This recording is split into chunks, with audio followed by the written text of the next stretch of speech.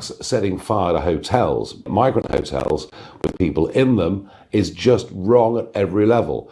I understand the frustrations, I understand the anger that is felt by huge numbers of people, but I do not support street protest, violence or thuggery in any way. And that's why for 30 years I fought elections, because I believe that democracy is the peaceful way to solve problems.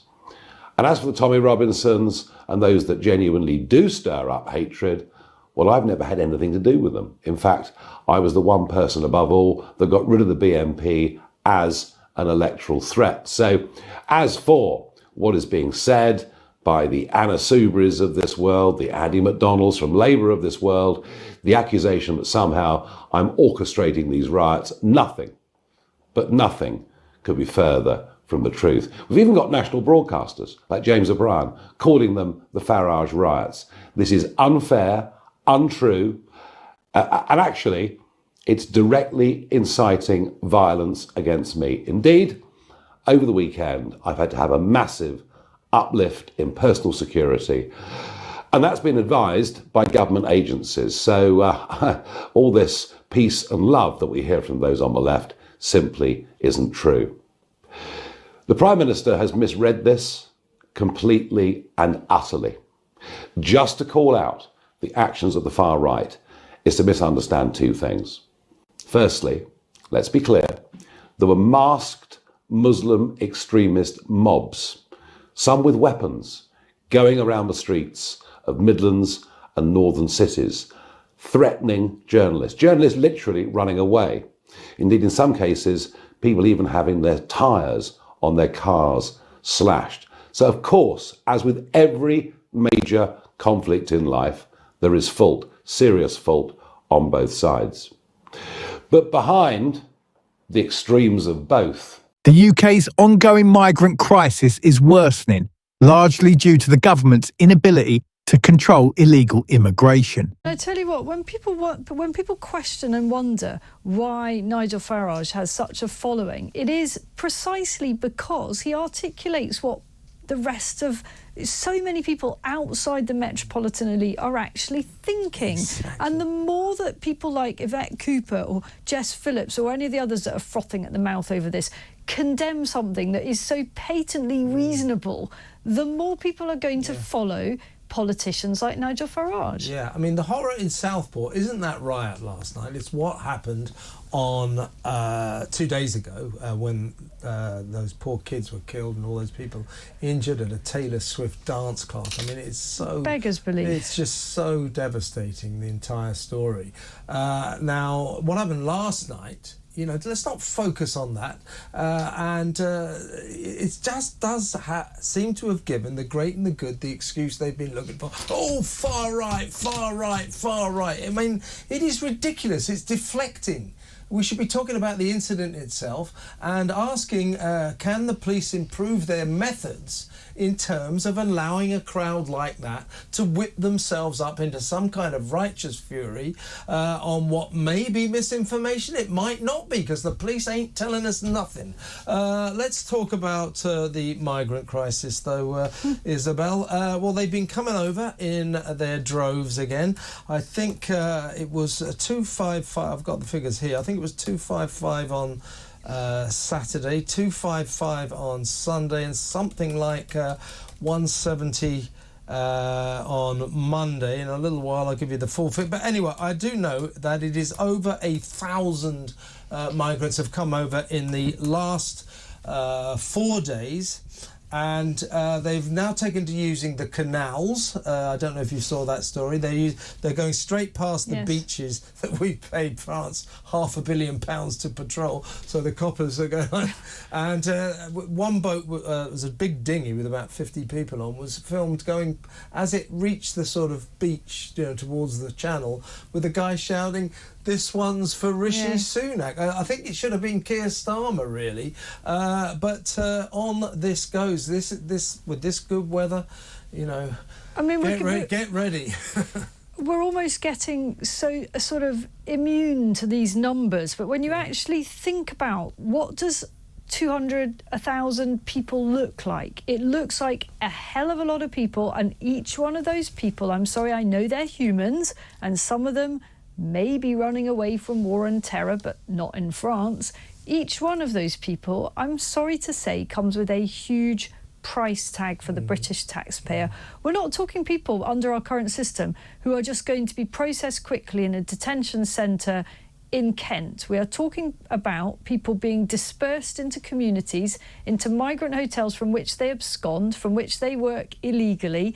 And we know that this is absolutely on an industrial scale, and the British taxpayer is supporting these people for years. Right. Bearing in mind that it was the week before last, crossing over into the beginning of last week, there were more than 2,000 came over. Then there was this kind of, I check this every day, as you'd imagine. To be fair to the government, it does put out the figures very efficiently. And there was a sort of strange 4-day period where nobody came across. Anyway, here we go. Saturday, 370. Sunday, 255. Monday, 255. Tuesday, as in yesterday, 130. That totals 1,010. It's beyond a joke. So this border command, this super extraordinarily tough border, new organisation that the Home Secretary is supposed to be setting up. Every day more migrant boats arrive via the English Channel, a surge linked directly to policy changes that have significantly reduced deportations. If we allow all of those things to come under threat, then we are in very, very big trouble. We will decline down the order of countries in this world. And remember, we're envied by most of the world. Our form of democratic government, the way we've always organised ourselves. It's one of the reasons why so many people actually want to come here. There are many, many good things about us. So look, of course we must deal with violence wherever it comes from and deal with it ruthlessly. But please, Prime Minister, don't use the narrative that anybody that is concerned about excess immigration, about illegal immigration, about population explosion, about change in our communities, do not allow them to think they're what you're calling far right, because I tell you what, they're not. But it's been a pretty appalling couple of days. Violence on the streets of this country that we haven't seen for a very long time. Yes, we had the riots in 2011, which were exercises in mass looting, but this is very, very different. Let's be clear. Thugs setting fire to hotels, migrant hotels with people in them, is just wrong at every level. I understand the frustrations. I understand the anger that is felt by huge numbers of people, but I do not support street protest, violence or thuggery in any way. And that's why for 30 years I've fought elections, because I believe that democracy is the peaceful way to solve problems. And as for the Tommy Robinsons and those that genuinely do stir up hatred, well, I've never had anything to do with them. In fact, I was the one person above all that got rid of the BNP as an electoral threat. So as for what is being said by the Anna Soubries of this world, the Andy McDonalds from Labour of this world, the accusation that somehow I'm orchestrating these riots, nothing could be further from the truth. We've even got national broadcasters like James O'Brien calling them the Farage riots. This is unfair, untrue, and actually it's directly inciting violence against me. Indeed, over the weekend, I've had to have a massive uplift in personal security, and that's been advised by government agencies. So all this peace and love that we hear from those on the left simply isn't true. The Prime Minister has misread this completely and utterly. Just to call out the actions of the far right is to misunderstand two things. Firstly, let's be clear, there were masked Muslim extremist mobs, some with weapons, going around the streets of Midlands and northern cities, threatening journalists literally running away. Indeed, in some cases, people even having their tyres on their cars slashed. So, of course, as with every major conflict in life, there is fault, serious fault on both sides. But behind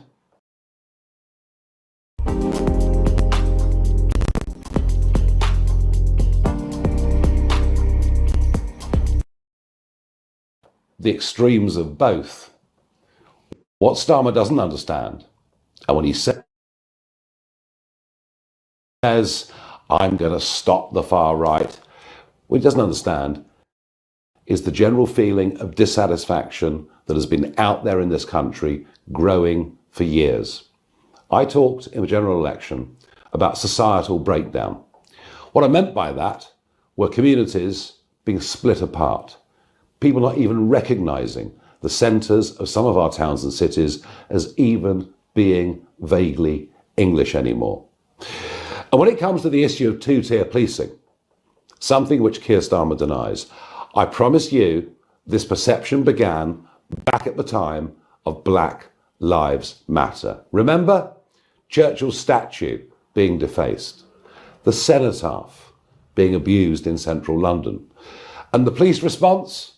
They knelt down in the street and took the knee to a Marxist organisation that wants to bring down Western civilization. And it goes on and on from there. Compare the policing to the riots in Leeds with the policing that happened at Southport. And look, I am not having a go at individual men and women serving as police officers. I'm appalled that so many have been very badly hurt over the course of the last few weeks. I'm talking about the direction of policing.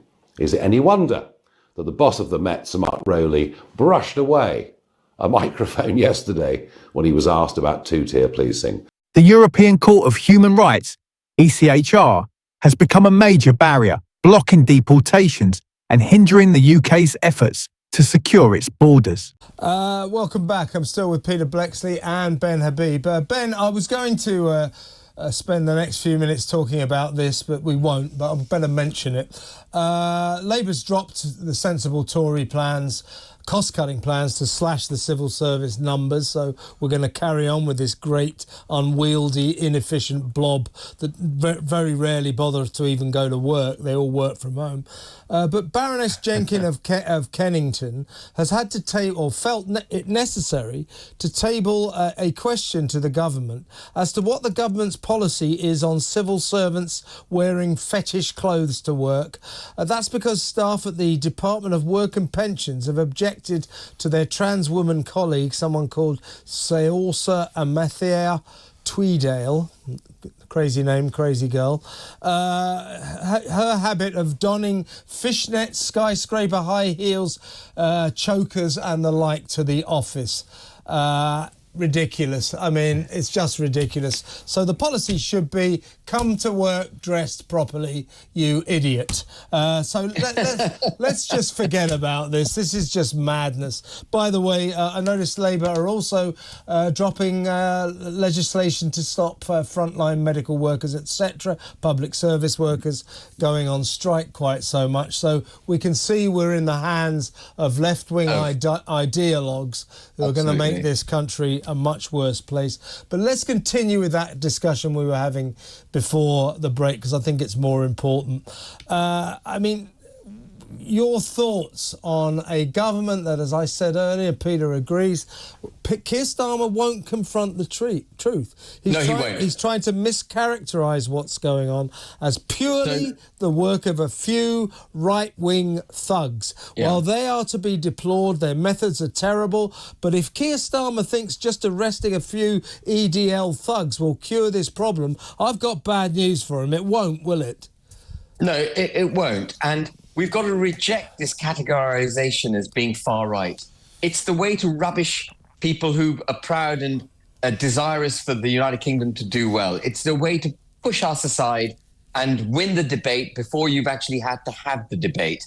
And what I say is this: the key issues here, irrespective of the violence for a moment, the key issues here are British people fed up of the levels of migration that have taken place, the assault on British culture, because instead of assimilating and integrating those who've come to this country, what we've done is create cultural silos, promoted them and celebrated them. So there's been no positive effort for those who've come here to learn our language, learn our culture, learn our history, buy into British values. None of that.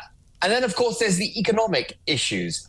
Those who come here are a burden on the state. They're not the migrants of the 1980s. who came here aspirational, on the front foot, hardworking, wishing to work, make money, pay their taxes, and do well for the country. The kind of migration that we're now experiencing has a very great proportion of dependency about it. They're coming into the country, they're taking benefits, they're taking social housing, they're getting in the queue on the NHS ahead of us, on the queue for social housing ahead of us, and that is sending people apoplectic. What the government needs to recognise, what successive governments over the last 25 years should have recognised, is we've got to slash migration. Both legal and obviously illegal migration must be stopped in the most forceful of manners. And we've got to then integrate those who are here so that we have a settled culture. You can't have a nation state, you can't have a society if it doesn't have a shared culture and a shared language. There are critical components. That's what people are crying out for. A shared, settled, harmonious society where everyone is equal, where ethnic minorities are not put first because they happen to have a particular skin color. Starmer goes on about people being targeted because they have a skin color and a particular faith. Well, that's precisely what he's doing. He is promoting people of a particular skin color. He is promoting people of a particular faith to the detriment of the majority in this country.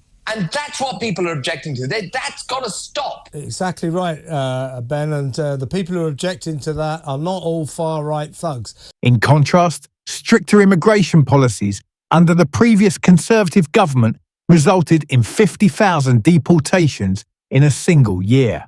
I now call the leader of Reform UK, Nigel Farage. Thank you. Mr. Speaker-elect, thank you very much indeed. We are the new kids on the block. We have no experience in this Parliament whatsoever, even though some of us have tried many times over the years previously to get here. So we can't judge you from working in this place, but we can judge you from the way the outside world sees you. And I don't just mean the United Kingdom, I mean the world, because Prime Minister's Questions time is global box office politics, and it's pretty clear to everybody that you act with great neutrality, that you have brought tremendous dignity to the role as Speaker, so we absolutely endorse you entirely for this job. And it is, I must say, in marked contrast to the little man that was there before you and besmirched the office so dreadfully in doing his best to overturn the biggest democratic result in the history of the country. We support you, sir, fully. I now call the leader of Plaid. The current government's reluctance to tackle illegal immigration stems from political correctness and fear of backlash. Watch on Parliament Live TV. We now start with questions. Prime Minister Richard Burgon. Question number one, please, Mr. Speaker. Mr. Speaker, today is International Women's Day. At home, we're taking huge strides to deliver equal opportunities for women, such as mandatory pay gap reporting and the landmark Domestic Abuse Act. And internationally, we have launched today a new Women and Girls strategy, which puts them at the heart of everything that we do. Mr. Speaker, this morning I had meetings with ministerial colleagues and others. In addition to my duties in this House, I shall have further such meetings later today. Richard Burgon. Thank you, Mr. Speaker. Over 100 days ago, the Prime Minister promised to publish his tax returns. He still hasn't. People want transparency in our politics, especially because the Prime Minister is the richest Prime Minister in history and because of the concerns there have been. So why on earth hasn't the Prime Minister published his tax returns yet?